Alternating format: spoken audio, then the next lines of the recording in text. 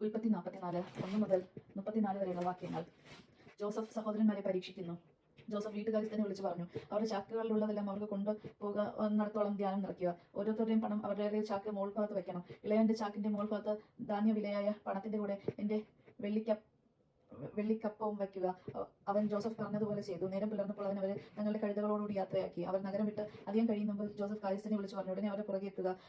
അവരുടെ അടുത്തെത്തുമ്പോൾ അവരോട് പറയുക, നിങ്ങൾ നന്മയ്ക്ക് പകരം തിന്മ ചെയ്തത് എന്തുകൊണ്ട്? നിങ്ങൾ എന്റെ വെള്ളിക്കപ്പ് കട്ടെടുത്തത് എന്തിന്? ഇതിൽ നിന്നല്ലേ എന്റെ യജമാനൻ പാനം ചെയ്യുന്നത്? ഇതുപയോഗിച്ചല്ലേ അദ്ദേഹം പ്രവചനം നടത്തുന്നത്? നിങ്ങൾ ചെയ്തത് തെറ്റായിപ്പോയി.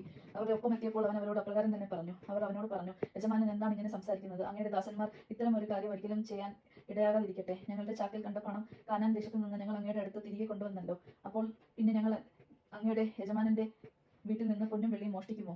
അത് അങ്ങയുടെ ദാസരിൽ ആരുടെ പക്കൽ കാണുന്നോ അവൻ മരിക്കണം. ഞങ്ങൾ എല്ലാവരും യജമാനൻ അടിമകളായിക്കൊള്ളാം. അവൻ പറഞ്ഞു, നിങ്ങൾ പറയുന്നത് പോലെ ആവട്ടെ. അത് ആരുടെ കയ്യിൽ കാണുന്നുവോ അവൻ എന്റെ അടിമയാകും. മറ്റുള്ളവർ നിരപരാധിയായിരിക്കും. ഉടൻ തന്നെ ഓരോരുത്തരും തങ്ങളുടെ ചാക്ക് താഴെ ഇറക്കി കെട്ടഴിച്ചു. മൂത്തവൻ മുതൽ ഇളയവൻ വരെ എല്ലാവരും അവൻ പരിശോധിച്ചു. ബെഞ്ചമിന്റെ ചാക്കിൽ കപ്പ് കണ്ടെത്തി. അവർ തങ്ങളുടെ വസ്ത്രം വലിച്ചു കീറി ഓരോരുത്തരും ചുമട് കഴുതപ്പുറത്ത് കയറ്റി പട്ടണത്തിലേക്ക് തന്നെ മടങ്ങി. യൂദായും സഹോദരന്മാരും ജോസഫിന്റെ വീട്ടിലെത്തി. അവൻ അപ്പോഴും അവിടെ ഉണ്ടായിരുന്നു. അവർ അവന്റെ മുൻപിൽ കമിഴ്ന്നു വീണ് ജോസഫ് അവരോട് ചോദിച്ചു, എന്ത് പ്രവൃത്തിയാണ് നിങ്ങൾ ചെയ്യുന്നത്? എന്നെപ്പോലെ ഒരുവന് ഊഹിച്ചറിയാൻ കഴിയുമെന്ന് നിങ്ങൾക്ക് അറിഞ്ഞൂടെ? യൂദ അവനോട് പറഞ്ഞു, ഞങ്ങൾ എന്താണ് യജമാനനോട് പറയുക? ഞങ്ങൾ നിരപരാധിയാണ്. എങ്ങനെ തെളിയിക്കും? ദൈവം അങ്ങയുടെ ദാസരുടെ കുറ്റം കണ്ടുപിടിച്ചിരിക്കുന്നു. ഇതാ ഞങ്ങൾ അവിടുത്തെ അടിമകളാണ്. ഞങ്ങൾ അടിമകളാണ്. ഞങ്ങളും കപ്പ് കൈവശം ഉണ്ടായിരുന്നവനും. എന്നാൽ അവൻ പറഞ്ഞു, ഞാൻ ഒരിക്കലും അങ്ങനെ ചെയ്യുകയില്ല. കപ്പ് കൈവശം ഇരുന്നവൻ മാത്രം എനിക്ക് അടിമയായിരുന്നാൽ മതി. മറ്റുള്ളവർ സമാധാനമായി പിതാവിന്റെ അടുത്തേക്ക് പോവാം. അപ്പോൾ യൂദ തന്റെ അടുത്ത് ചെന്ന് പറഞ്ഞു, എന്റെ യജമാനനെ ഒരു വാക്കുകൂടി പറഞ്ഞുകൊള്ളട്ടെ. എന്റെ നേരെ അങ്ങ് കോപിക്കരുതേ. അങ്ങ് ഫെറോവയ്ക്ക് സമമാണല്ലോ. യജമാനനായ അങ്ങ് ദാസന്മാരോട് നിങ്ങളുടെ പിതാവോ സഹോദരനോ ഉണ്ടോ എന്ന് ചോദിച്ചു. അപ്പോൾ ഞങ്ങൾ യജമാനനോട് പറഞ്ഞു, ഞങ്ങൾക്ക് വൃദ്ധനായ ഒരു പിതാവും പിതാവിന്റെ വാർദ്ധക്യത്തിലെ മകനായ ഒരു കൊച്ചു സഹോദരനുമുണ്ട്. അവന്റെ സഹോദരൻ മരിച്ചുപോയി. അവന്റെ അമ്മയുടെ മക്കളിൽ അവൻ മാത്രമേ ശേഷിച്ചിട്ടുള്ളൂ. പിതാവ് വളരെ പ്രിയപ്പെട്ടവനാണ്. അപ്പോൾ അങ്ങയുടെ ദാസരോട് അവനെ എന്റെ അടുത്തേക്ക് കൊണ്ടുവരിക. എനിക്ക് അവനെ കാണണമെന്ന് പറഞ്ഞു. ഞങ്ങൾ അങ്ങയോടടുത്ത് വിളിച്ച് ബാലനും പിതാവിനെ വിട്ടുപോകാൻ വയ്യ. കാരണം അവൻ പോന്നാൽ പിതാവ് മരിച്ചു പോകും. നിങ്ങളുടെ സഹോദരൻ കൂടി വന്നിരുന്നുവെങ്കിൽ നിങ്ങൾ ഇന്ന് എന്നെ കാണില്ല എന്ന് അങ്ങ് പറഞ്ഞു.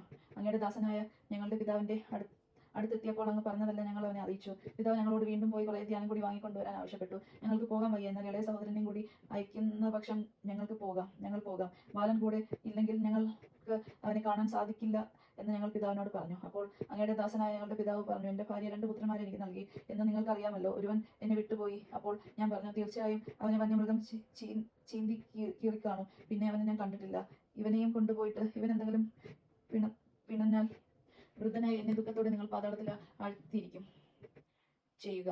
അവന്റെ ജീവൻ ബാലന്റെ ജീവനുമായി ബന്ധപ്പെട്ടുകൊണ്ട് ഞാൻ അവനെ കൂടാതെ പിതാവിന്റെ അടുത്ത് ചെന്നാൽ ബാലൻ ഇല്ലെന്ന് കാണുമ്പോൾ അവൻ മരിക്കും. വൃദ്ധനായ പിതാവ് ദുഃഖത്തോടെ ഞങ്ങൾ പാതാളത്തിൽ ആഴ്ത്തുകയായിരിക്കും ചെയ്യുക.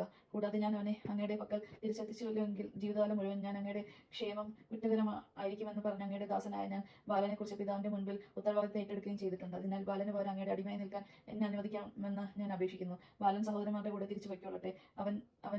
അവന് കൂടാതെ ഞാൻ എങ്ങനെ പിതാവിന്റെ അടുത്ത് ചെല്ലും? അവന് സംഭവിക്കുന്ന ദുരന്തം ഞാൻ എങ്ങനെ സഹിക്കും? ദൈവജമാണ് നാം കേട്ടത്. നമുക്ക് ദൈവത്തെ സ്തുതിക്കാം. ക്രിസ്ത്യാനിക്ക് സ്തുതി.